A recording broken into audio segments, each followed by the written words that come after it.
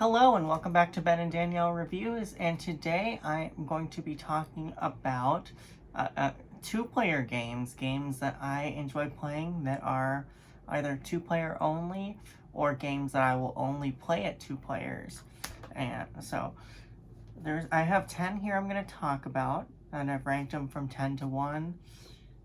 I am not including any games that I don't own, so games like Chakra and Caper Europe, which might be on this list had I actually owned a copy of those games, but I did not include those. I also did not include games that are best at two players, but I would play them at a slightly higher player count, like Grand Austria Hotel, and my Unmatched down here, I will play that at 3 or 4, but I very much prefer playing it at two players. But I did not include those on the list. So without further ado, let's get started. Thank you everyone who is tuning in for these videos. It's much appreciated.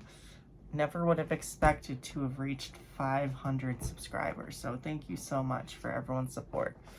So number 10 is going to be AirLand and Sea. I have the Critters at War version.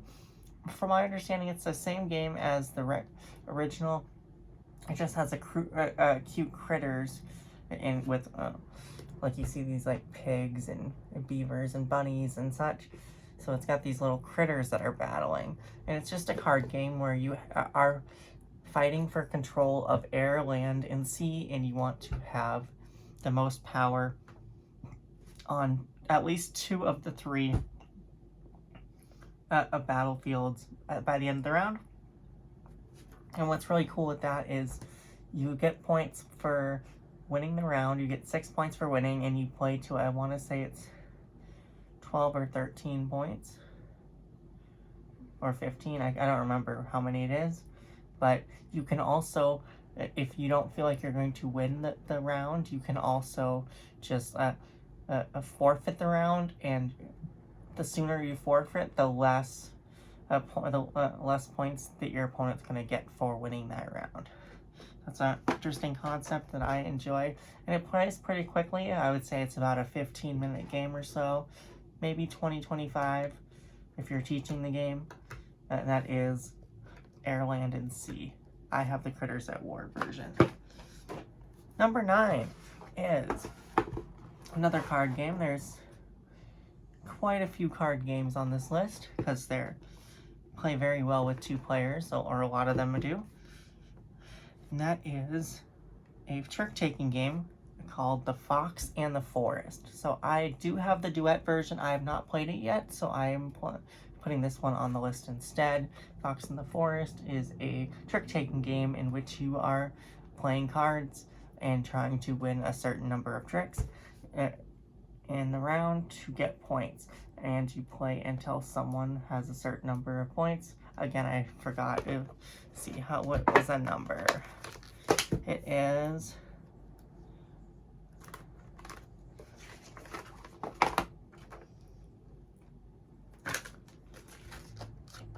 21 points, or at least 21 points. But also, you want to win a certain number of tricks, but if you get too greedy, sorry, the sleeves reflecting, if you get too greedy, you get 0 points. So you want to make sure that you win some tricks, but not all the tricks. And what you could do is you can, if you are really good at this game, you can force your opponent to win all the tricks, and then you'll get all the points for that round. It's an interesting concept. I enjoy it quite a bit. The Fox and the Forest. Beautiful artwork as well, as you can see right there. It's got some beautiful artwork, and Renegade does a good job with making games that are pretty for the most part.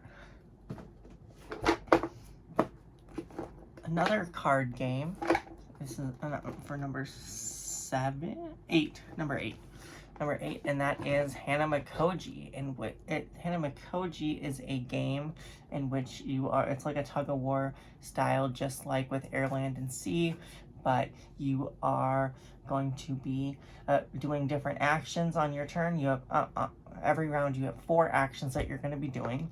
You are going to, it's basically a I split you choose sort of game. So one option is you get to play one card face down. one option is to discard 2 cards from your hand. Those won't be used by either player during the round. The other option is to make 2 piles of 4. So take 4 cards from your hand and make 2 piles, and your opponent chooses 1 pile to keep, and then you get the other pile. And then the other one is picking 3 cards from your hand. Your opponent keeps 1, you keep the other 2, and your opponent is going to do that same 4 actions. And you have different geishas here, which you are trying to gain control of by having the most number of cards on your side of the geisha to get control of that geisha for the round. And you want to have the control of the most geishas to win the game. Hannah Makoji. Number 7 is a Uwe Rosenberg. It is I only have one Uwe Rosenberg on the list. It's not Patchwork. It is a lesser known game called Fairy Trails. So Fairy Trails is a game in which you have, I'll show you here, you have these like path cards here, and one player plays as purple, the other person plays as green, and you are trying to make dead ends, like trying to block off the roads to your own color. So for example, if you are purple, you want to put these ends here at the end of all of your trails that lead to your houses here. And once you cut off all roads to the houses, you place one of these plastic pieces over top of it.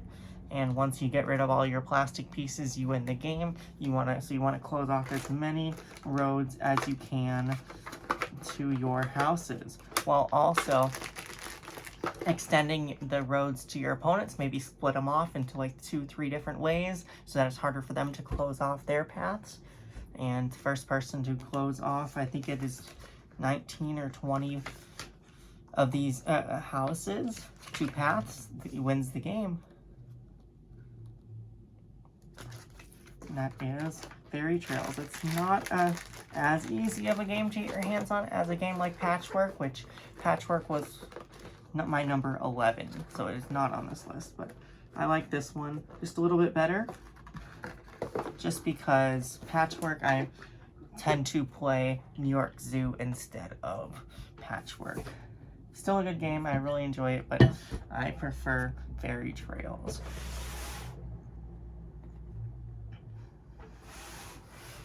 My number 6 is one of the more popular 2-player games out there, and that is going to be Lost Cities by Reiner Knizia. So Lost Cities is a game in which you have cards in your hand, and on your turn you have one of 2 options. You can play a card in one of your expeditions here, or you can discard a card, and then you always draw a card at the end of your turn.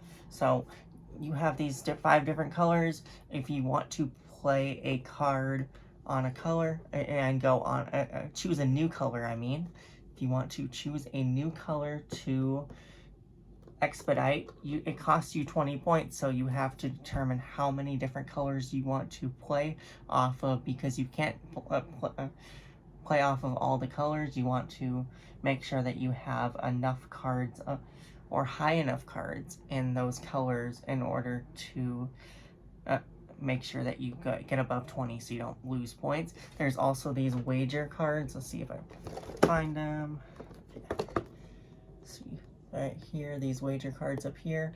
Those ones will double your bonus, and if you can stack these up. I think there's like 3 of every color or so, and you can double, triple, quadruple your wager if you're feeling extra lucky or feeling very confident with that particular color. You can multiply your bonuses, but you always have to multiply your bonuses before you place cards, and all the cards that you place on your expedition have to be in ascending order. So once you've already played a 4 in, say, blue, you can't play a 2 or a 3 in blue after it.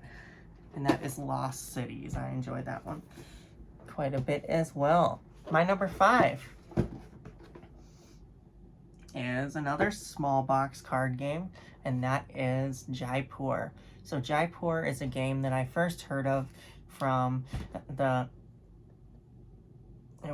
from our family plays games. It was, I believe, was the channel that turned me on to this game. They would talk about this game a lot, and so I thought I would give it a try, and it has not disappointed. In Jaipur, you have a row at the center of the table with 5 cards, I want to say. 5, I think it's 5. There's 5 cards at the center, and some will be camels and some will be different goods. And on your turn, you can either buy or sell goods. So when you buy goods, you are going to either take 1 good from the row. You are going to take all the camels in the row, if you take camels, or you can trade by trading a number of camels that you have in front of yourself, because camels never go in your hand. They always go right in front of yourself. You can either trade camels or you can trade goods from your hand to exchange for that many of goods from the market row. Second option is to sell. So you have to have at least 2 of one type to sell, and you trade in that many goods, and you get a certain number of points based on whatever the remaining chips are for that row. As you see here, you get a certain number of chips. Like if you trade in 3 of these spices, you get 3 of these. And the first person to trade in a particular good in that round will get the most points, and then all points are descending from there. Also, if you trade in 3 or more goods, you get a bonus chip. And then you play until 3 of the good types are missing from the supply. They've been depleted. And then you count up the total number of points. Whoever has the most points wins the round, and best of 3 wins the game. All right, number 4. Number 4 is another really popular one. It is 7 Wonders Duel. So I do prefer 7 Wonders, the multiplayer game, just because I tend to prefer multiplayer games overall. It's also the ones that just get played more because I'm always teaching new games to people. But this is a fun one to break out with someone that is a little bit more experienced to gaming. It's not a difficult teach, it's just one that is not usually like my go-to. If I'm teaching to newer gamers, I'll teach usually one of the other 9 instead. Because this, I think, is the hardest one to actually teach from my 10 here. But 7 Wonders Duel is a card drafting game just like the original 7 Wonders, with the goal of building up your resources to be able to buy more cards. And you win in 3 ways. You win by having a military victory, by winning on the military track. There's a military board I'll show you. It's kind of like it's like this, and it's kind of like a tug-of-war, where whenever you get more military, you move yours closer towards your opponent, and once it gets to your opponent here, you win the game. The second option is to get science symbols. I believe if you get 6 different science symbols, there are 7 different science symbols in the game, I believe. Once you get 6, you will automatically win the game. So you always have to make sure that your opponent's not getting too many science symbols. You don't let your opponent get too many. And make sure your opponent doesn't get too many military. But should the game last past that point, whoever has the most victory points wins the game. It's a nice design, and it plays in about half an hour. It's played over 3 rounds total. There's 3 called ages, in which the cards get more powerful with each round that goes on. That's cool. Take some water here. Sorry about that. My number 3. Number 3 is Devon. Devon is a game from the Gift series. I have not played any of the other ones. I definitely want to try Yinch at some point. But in Devon, you have this board here that you're playing on, and one player plays as black, one player plays as white, just like with your with standard chess. One player plays one, the other one plays the other, and you are going to be at first putting them out on the board, and after that you're going to be taking turns moving and capturing your opponent's stacks. So you always have to move a number of spaces away equal to the size of the stack.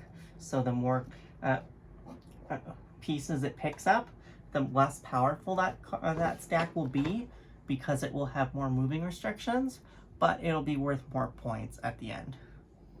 Well, another thing you have to also pay attention in this game is there's these red pieces called Devon pieces, and with those you don't have to be attached to the Devon piece, but you have to be in the same cluster with it, because if it gets separated from, some of your pieces get separated from the cluster with the Devon piece, it gets separated from the pack, they're all removed from the game, no matter how big of a stack you have. So you do have to be careful with that. And then you play until no one can make any more legal moves, and then you calculate whoever has the highest stacks, your stacks being the ones that you have your piece at the very top of. That is Devon. My last two are also going to be abstract games. My number 2 actually isn't a 2-player only game, but it's a game that I will only play at 2 players. And this is Santorini. So Santorini is another abstract game. This version is very pretty. The original version is not, so I like this version myself. But in Santorini, you are going to try and get your worker to the 3rd level of the tower to win. It's a very simple game in which on your turn, all you're doing is moving one space and building around that one space with hopes of moving up to the top. You can only move up 1 level per turn, but you can always move down as many spaces as you want. And you're also you can also have these domes here. You can, if your opponent is about to get to the 3rd level in their turn, you can move over to right next to it and then cap that off, so your opponent can't actually win the game, and then they have to keep building new towers to try and reach the end. Santorini, it's a fun game. Definitely recommend if you like abstracts. And then my number 1, for some of you who've watched the channel for a while, should be no surprise, but I am a big fan of this game, and that is Soloween. You can tell how much I love it just by how beat up the box is from being in my backpack all this time and just going with me everywhere I go. Soloween is a sort of like a tic-tac-toe sort of style game in which you have a 4x4 grid, and you have green and orange discs, and on your turn you're playing a disc on either the green or the orange side somewhere on the board. All the orthogonally adjacent tiles flip to their opposite side, and you want to try and get 4 in a row before your opponent does, and first to 3 wins the game. There is a more advanced mode with like alternate player powers, alternate ways to win. There's a little girl expansion in this game, with this game as well. But usually when I'm teaching this game, I'm only playing the basic game, and that's usually enough for me, and it's enough for everyone else. And that we play this a lot at the shop. I sold a lot of copies at the shop. We had this imported from Taiwan. This was actually sent to me as a demo from the company, and we love it. That is Soloween. So that is my top 10 2-player games. Thank you everyone for watching, and have a great rest of your day, and happy Independence Day to those of you in America. Have a good one. Bye.